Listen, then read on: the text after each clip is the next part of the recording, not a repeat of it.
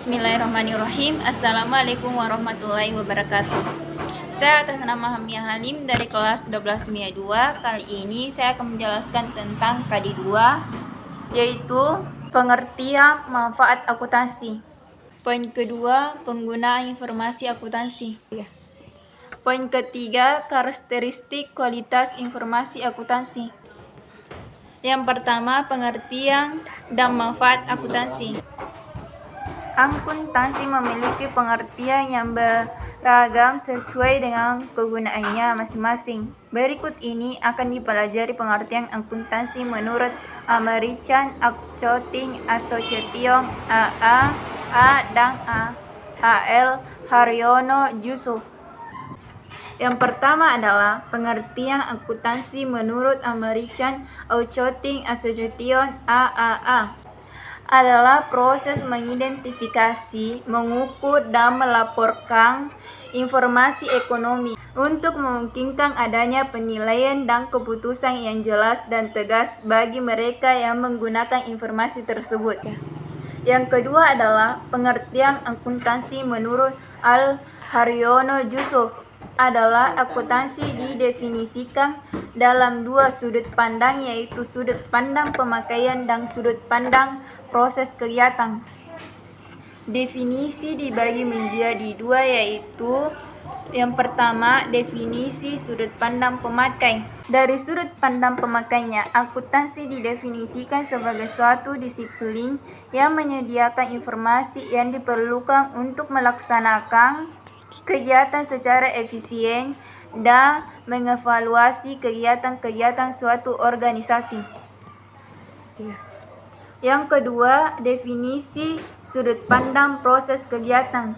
Dari sudut proses kegiatannya, akuntansi didefinisikan sebagai proses pencatatan, penggolongan, peringkasan, pelaporan, dan penganalisisan data keuangan suatu organisasi. Berdasarkan dua pengertian di atas, diketahui tiga karakteristik penting akuntansi. Ketiga karakteristik penting tersebut adalah sebagai berikut, yaitu A. Pengidentifikasi, pengukuran, dan pengomunikasian informasi keuangan. B. Entitas ekonomi. C. Pemakai yang berkepentingan. Yang kedua adalah manfaat akuntansi.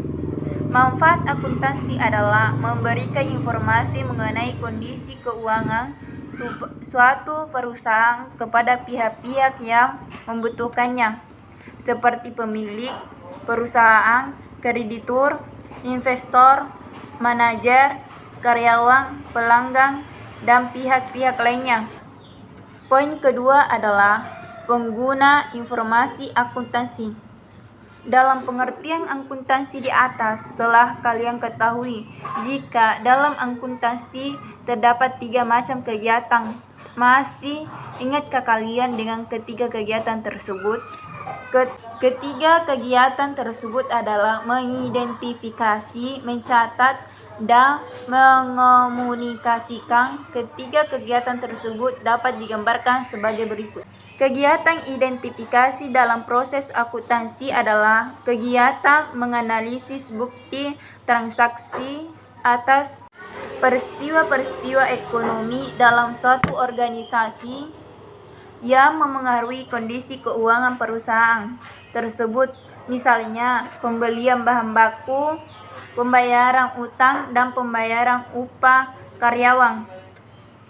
Mencatat dalam proses akuntansi merupakan kelanjutan dari identifikasi. Setelah peristiwa-peristiwa ekonomi dianalisis, akan dicatat dalam jurnal buku besar dan neraca saldo. Dalam kegiatan pencatatan akan dilakukan juga klasifikasi dan pengikhtisaran.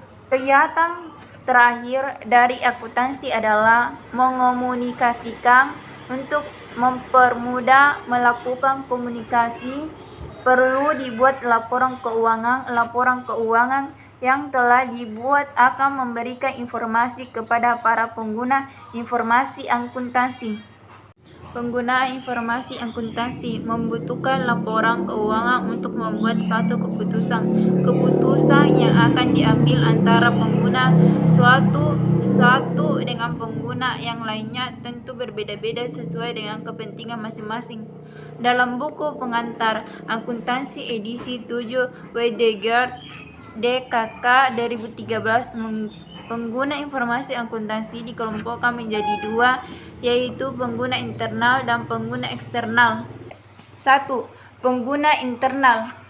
Pengguna internal informasi akuntansi adalah para manajer seperti manajer pemasaran, supervisor produksi, direktur keuangan, dan pejabat perusahaan. Hal ini disebabkan karena para manajerlah yang bertugas merencanakan, mengorganisasikan, dan mengelola jalannya suatu perusahaan.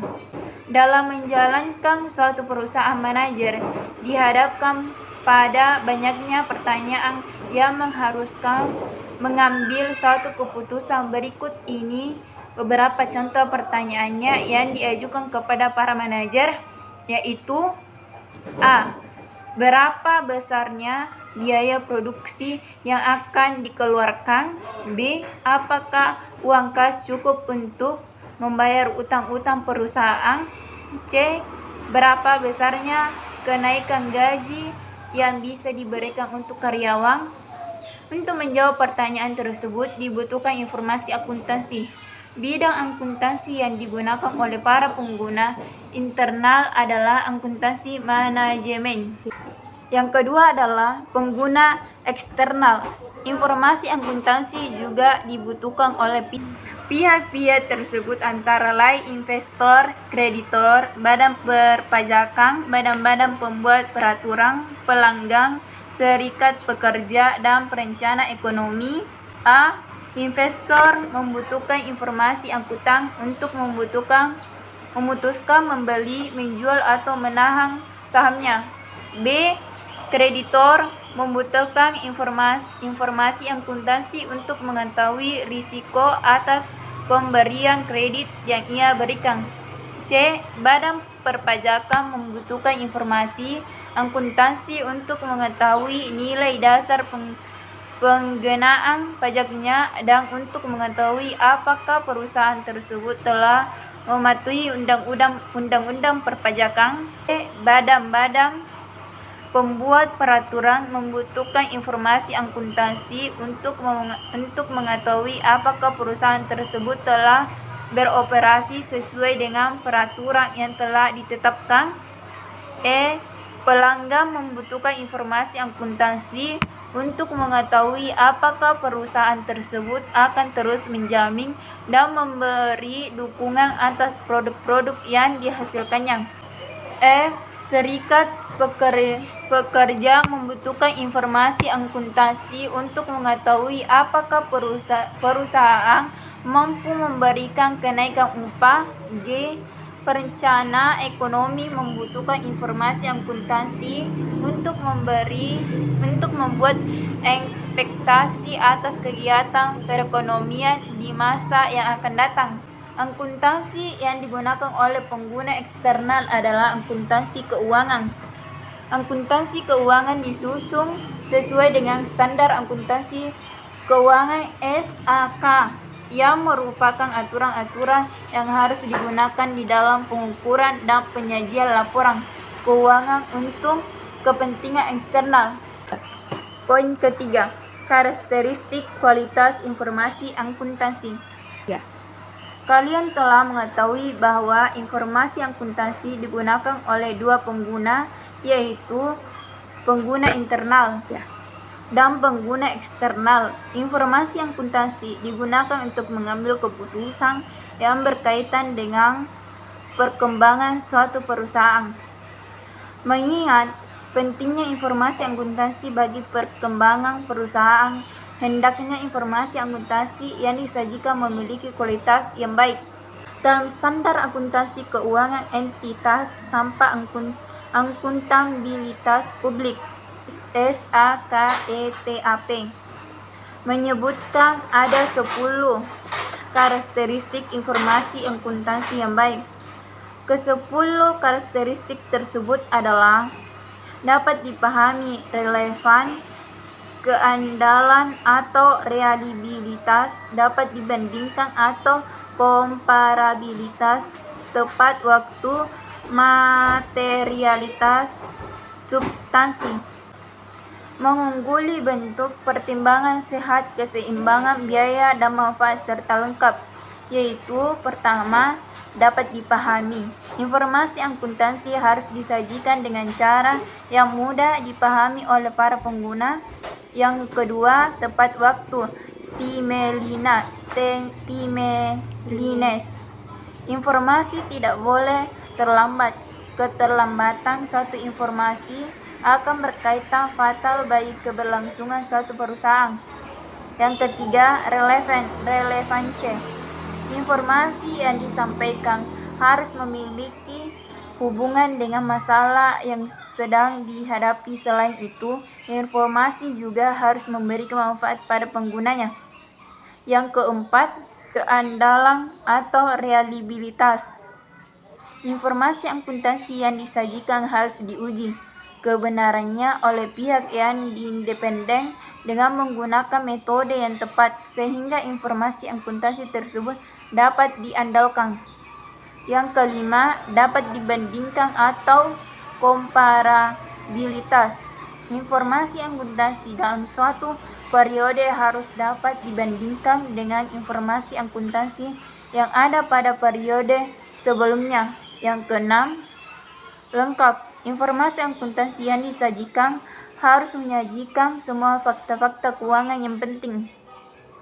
Yang ketujuh, materialitas. Informasi keuangan tidak diperbolehkan terhadap kesalahan secara material. Kesalahan secara material akan memengaruhi keputusan ekonomi yang dilakukan oleh pengguna. Yang kedelapan, substansi. Mengungguli bentuk. Transaksi harus dicatat sesuai dengan substansi dan realitas ekonomi, sehingga bukan hanya bentuk hukumnya saja. Yang kesembilan, pertimbangan sehat. Pertimbangan sehat dalam menyusun laporan keuangan sangat diperlukan.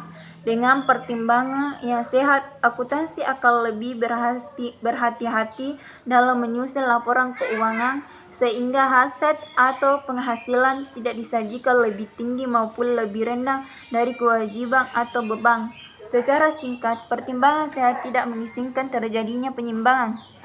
Yang ke-10, keseimbangan antara biaya dan manfaat. Manfaat dari informasi seharusnya lebih besar dari dana penyediaannya. Namun, evaluasi antara biaya dan manfaat merupakan proses pertimbangan yang substansi. Biaya penyedia tersebut juga tidak perlu ditanggung oleh pengguna yang menikmati manfaatnya. Hal ini disebabkan karena manfaat dari informasi tersebut mungkin juga dinikmati oleh pengguna eksternal dan perusahaan harus memahaminya. Saya akhiri dengan ucapan wassalamualaikum warahmatullahi wabarakatuh.